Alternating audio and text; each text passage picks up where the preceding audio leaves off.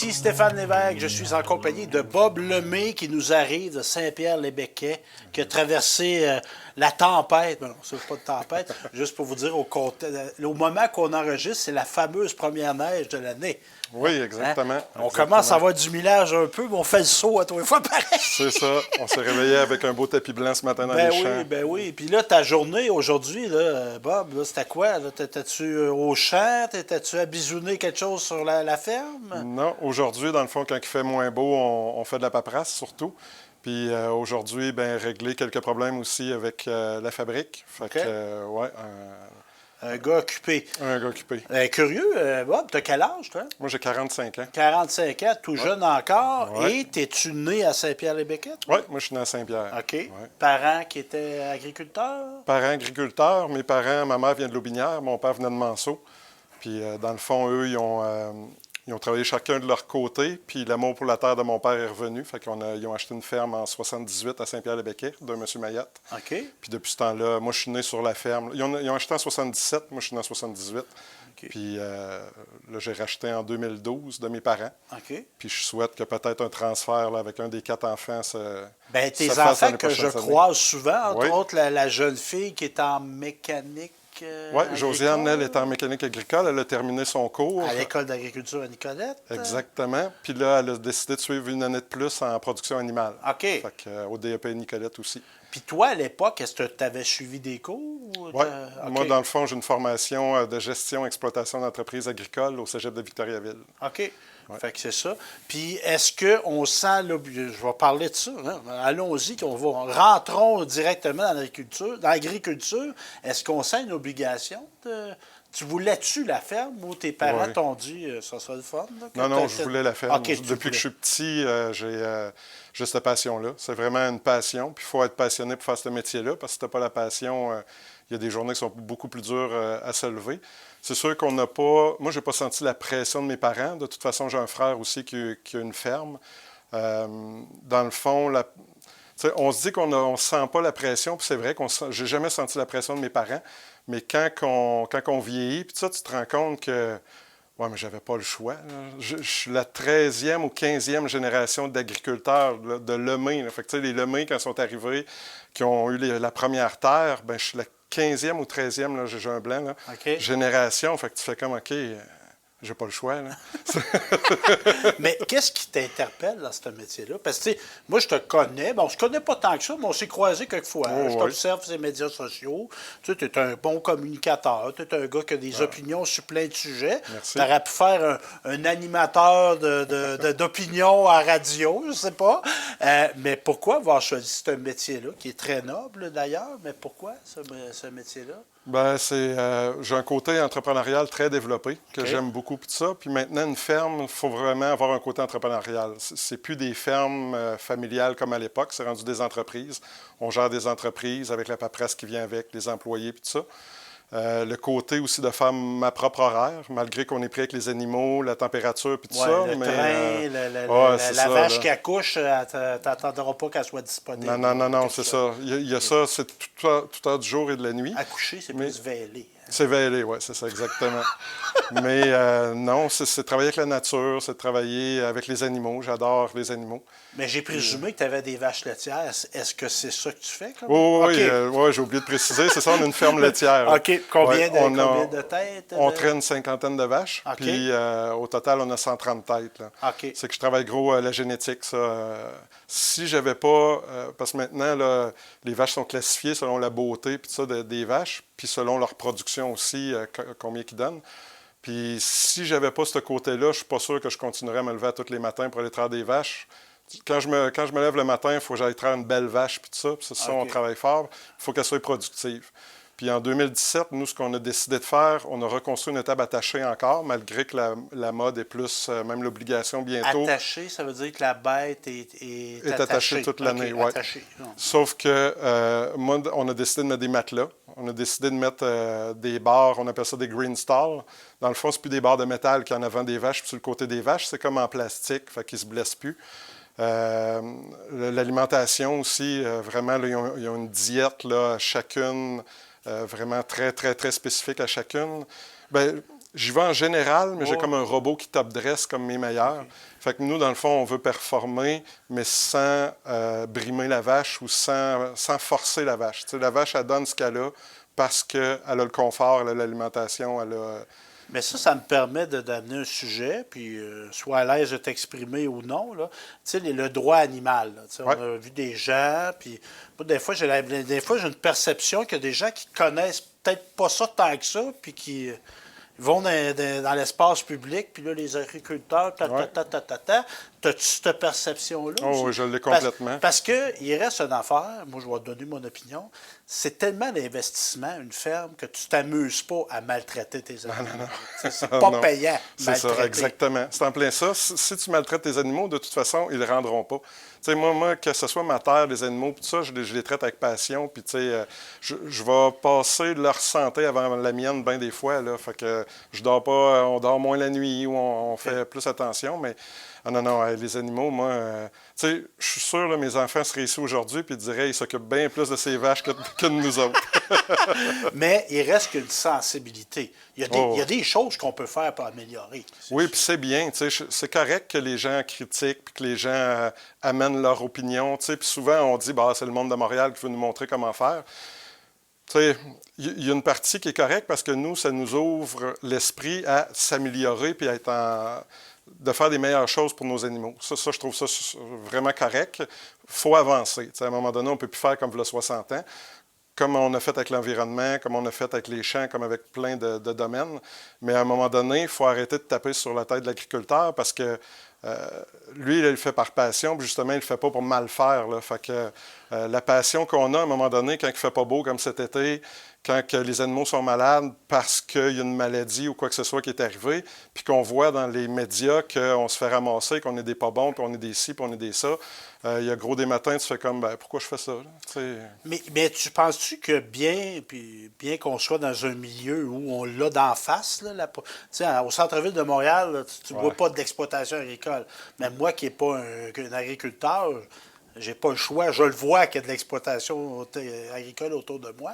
Est-ce que tu perçois quand même qu'il y a une méconnaissance de votre métier chez mon voisin, chez ton voisin qui reste au village de Saint-Pierre, plus au centre de Saint-Pierre? Est-ce qu'il y a une méconnaissance? Oui, complètement. OK. Parce qu'il faut comprendre que moi, à l'époque, quand j'étais à l'école primaire, là, sur 32 élèves, on était 25 agriculteurs. C'est vrai. Maintenant, sur 23-24 élèves, ils sont 1. Parce Puis que des fois, dans toute l'école, là, moi... les exploitations sont grossies. C'est il y a moins ça, de familles qui exactement. OK. C'est un peu le côté triste présentement de voir les fermes grossir parce que ça vide les villages. Mais d'un autre côté, on n'a pas le choix de grossir parce que si on reste pareil, toutes les nouvelles normes qui nous exigent, tout ça, ça prend du temps, ça prend de l'argent. Puis le gouvernement n'amène pas nécessairement l'argent qui vient compenser pour toutes les normes qui nous ajoutent. Là. Puis il faut un employé qui s'occupe de cette paperasse-là. Là. Même moi, on en a rentré une dernièrement, puis les épaules m'ont baissé parce que là, j'ai le temps de tout rentrer la paperasse que... Parce que dans la méconnaissance, c'est que bon, les gens vont dire ben là, ça pue, l'épandage, c'est quoi? c'est ça. Les gens ils chialent sur quoi, c'est sur ça? Ben, la maltraitance des animaux, puis tout Ouais, ça. on Puis, tu le sais, je fais comme la maltraitance des animaux. Tu sais, oui, c'est pas drôle, tu sais, de voir une vache qui est à terre, puis tout ça, qui est malade ou quoi que ce soit, mais on n'a pas souhaité que la vache soit à terre, là. Fait que, tu sais, dans les images qu'on voit dans les médias, puis tout ça, c'est souvent ça. Tu sais, c'est des images sorties un peu de nulle part, de leur contexte complètement. Fait que, moi qui est agriculteur, je vois ça des fois, puis je fais comme, ouais, c'est pas parfait, mais tu sais, qu'est-ce qui est arrivé avant?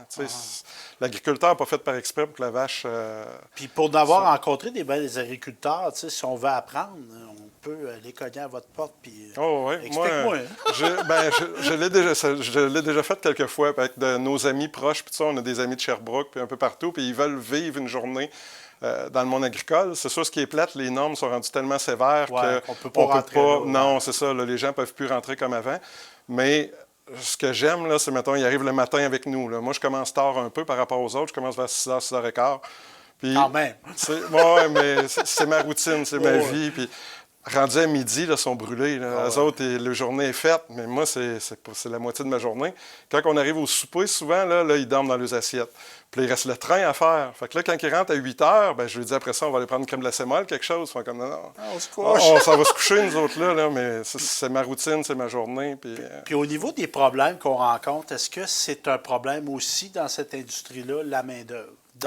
D'avoir des gens qui veulent travailler pour nous. Tu fais-tu appel à des travailleurs étrangers, toi? Mettons, on se serait vu là un mois, je t'aurais dit oui. Là, j'ai été chanceux. Là. Écoute, j'ai vraiment chanceux. J'ai mis une annonce sur Facebook dernièrement. J'ai eu 6 offres. Ah, wow. Fait que, ouais. Puis là, je pense que j'ai trouvé la perle rare. Là. Fait que, on a une nouvelle employée qui ça va très bien. J'avais déjà 2 employés à temps partiel. Puis là, on a une nouvelle. Fait que. Mais t'es chanceux, mais la norme, c'est pas. Ah, la norme, c'est pas ça du tout. Mais c'est quoi? C'est trop dur, pas assez payant, pas assez valorisé? Bien, c'est sûr qu'on a le parc industriel aux côtés de chez nous. Là. Fait que. Oui, c'est ça. C'est attrayant, là.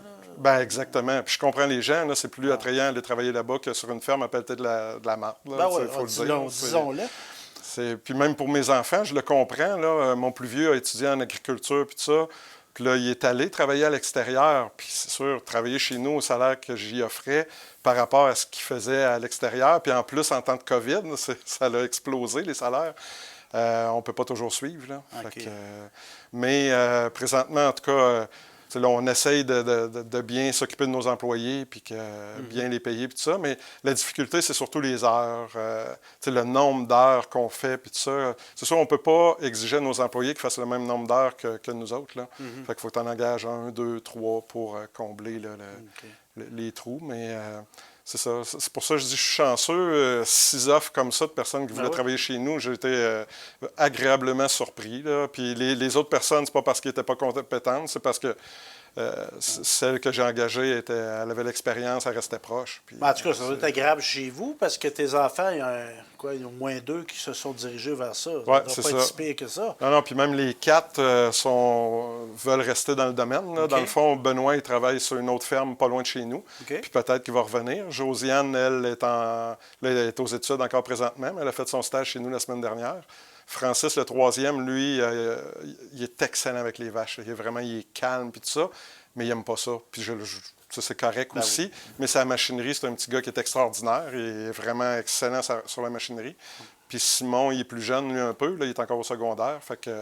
Mais il a un intérêt aussi à l'entreprise. Là, je vais m'intéresser à Bob Lemay, le citoyen. Ouais. Parce que moi, je te suis sur les médias sociaux. Je te vois prendre des positions. T'étais-tu enfant, là, au secondaire, tu étais au Seigneurie, toi? Oui. T'étais-tu sur le conseil étudiant, puis là, faire des manifs, on veut des plus longues récréations? Non. Ça vient quand, ce désir d'implication-là? Bien, le désir d'implication était là, mais c'était plus... moi, là, les gens qui me voient aujourd'hui puis qui m'ont connu au secondaire, là, c'est pas la même personne du tout. Là. Même ils font le saut. J'étais pas bon à l'école. J'aimais pas l'école. Mais à un moment donné, j'ai découvert le basketball. Puis ça m'a accroché. Puis je suis devenu directeur de la caisse étudiante. Parce qu'à l'époque, il y avait des caisses étudiantes dans les écoles secondaires.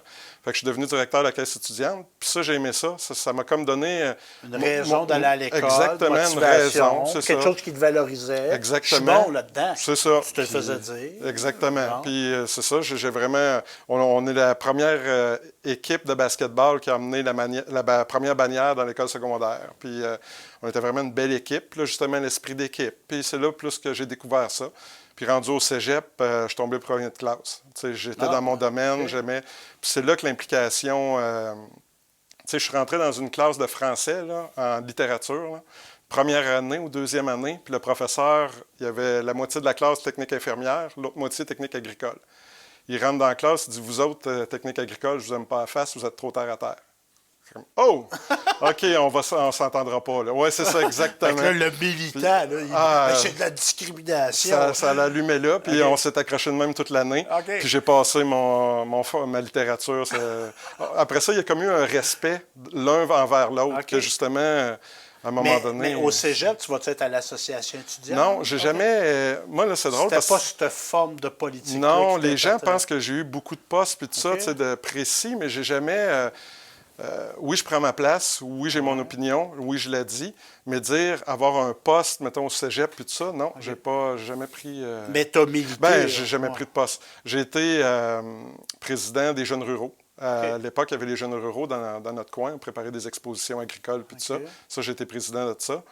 Puis la relève agricole, ça m'a moins... tu sais, j'ai été dans la relève agricole, mais ça m'a moins intéressé. Pour ne pas aller à des postes sélectifs. Non, c'est ça, exactement. Mais moi, j'ai le souvenir de toi impliqué au Parti québécois. Oui. C'est quoi l'appel? Là? On est dans quelle année, à peu près? Le Parti québécois, tu es encore au pouvoir à ce moment-là? Non, c'est avant ça. Okay. Bien avant ça.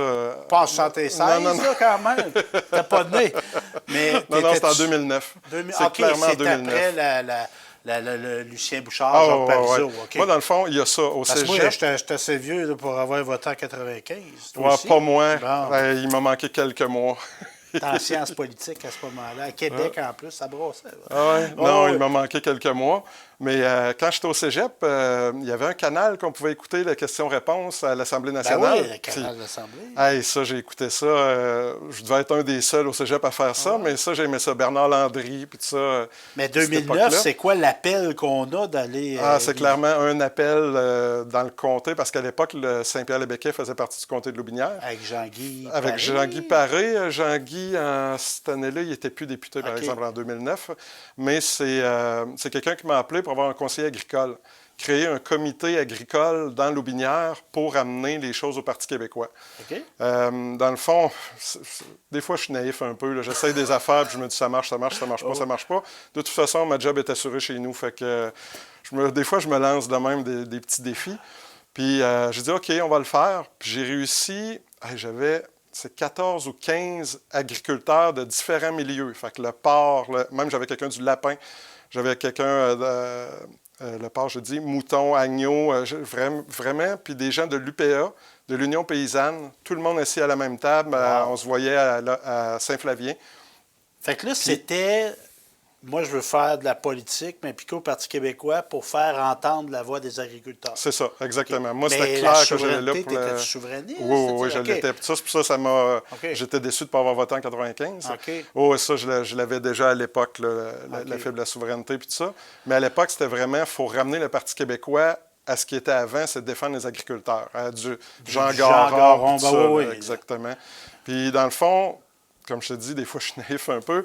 J'ai foncé. Tu sais, là, on avait un beau comité, ça fonctionnait bien, mais ça s'est rendu au national. Que Lobinière, il y avait un comité d'agriculteurs, puis tout ça, qui était mobilisé. C'était pas des gens, même pas du PQ, là, j'avais des gens de tous les partis politiques. Là, c'était vraiment un comité pour le monde agricole.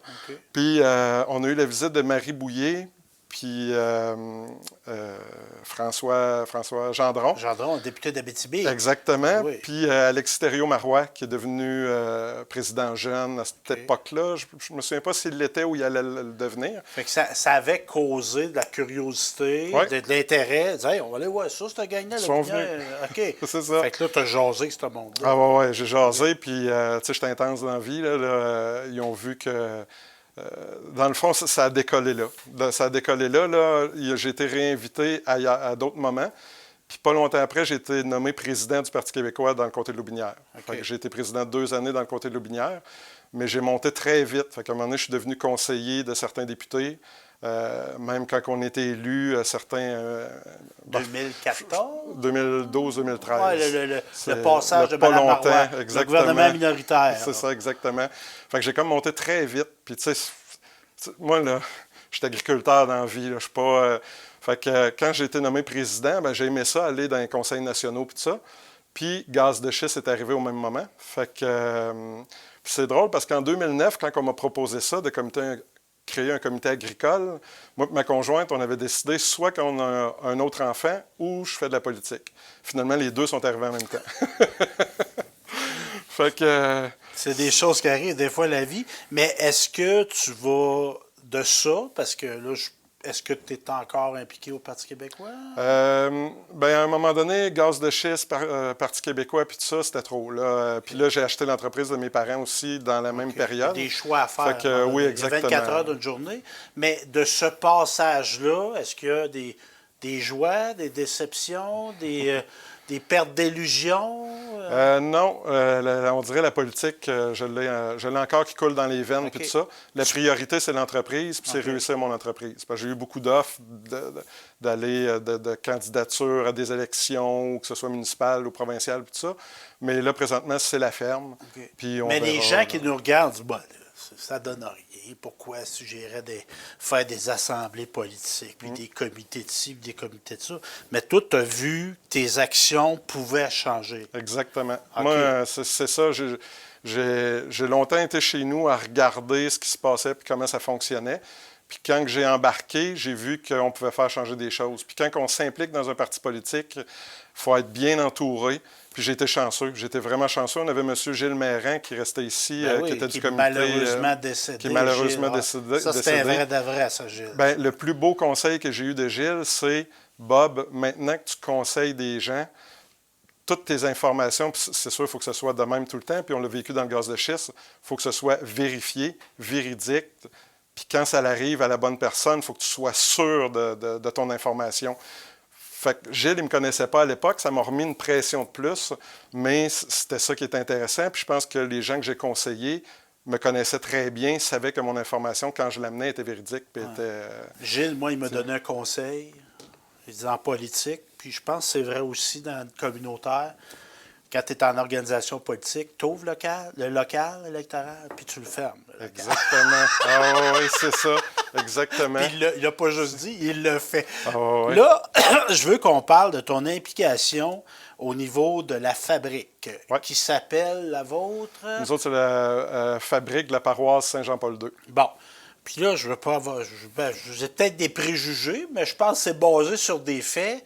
Moi, je t'ai vu t'impliquer dans la fabrique, là, l'église à Sainte-Cécile, Sainte-Marie. Qu'est-ce qu'on fait? Quelle église qu'on garde? T'as 45 ans. Oui. Qu'est-ce que tu fais là? Pourquoi ça t'interpellait, ça? Parce que c'est plutôt...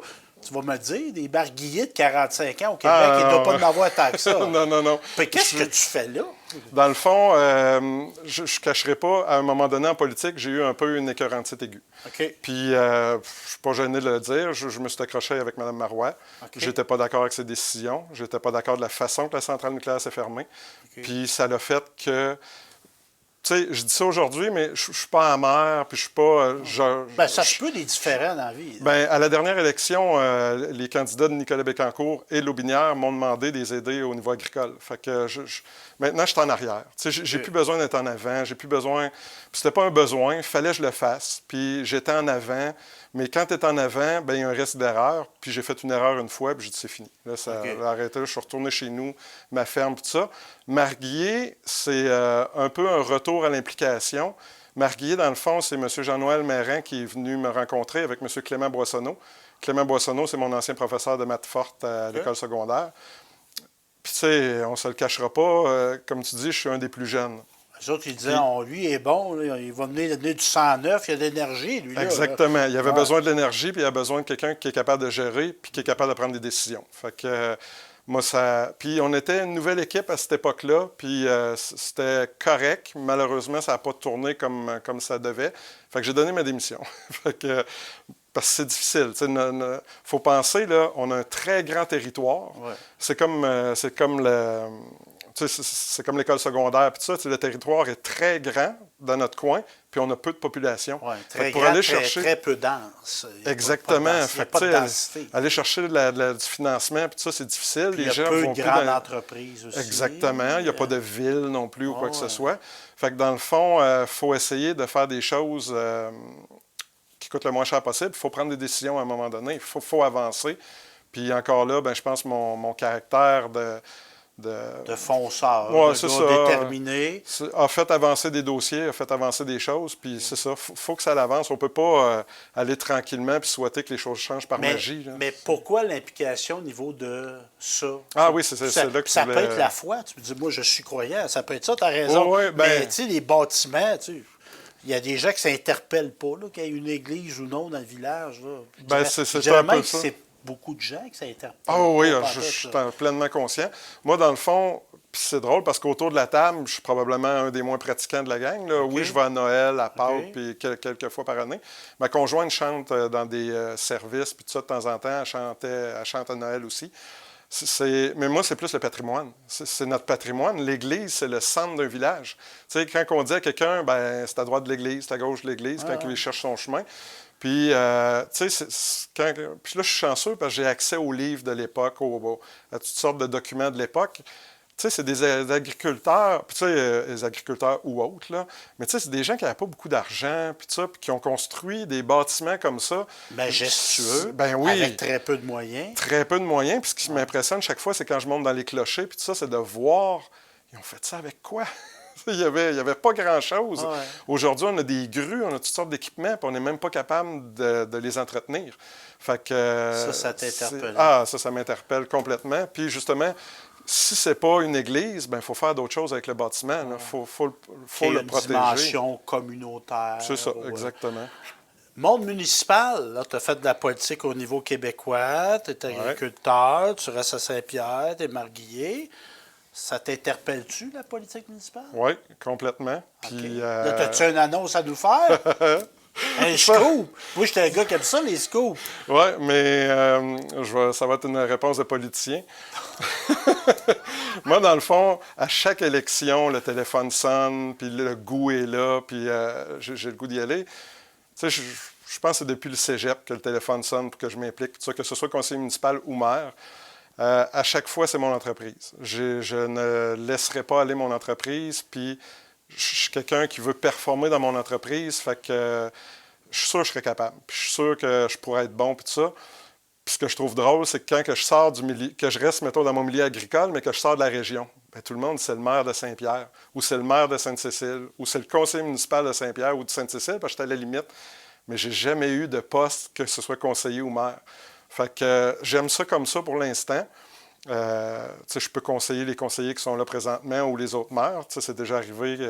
Ça aussi, je suis chanceux. Je suis chanceux, mais je pense que les gens aiment, c'est que je suis quelqu'un de vrai. Fait que oui, j'ai conseillé des maires qui sont là présentement ou qui étaient là à l'époque. Puis, dans le fond, j'ai la belle job. Là. Moi, je suis en arrière. Oh, mais là, arrête de patiner.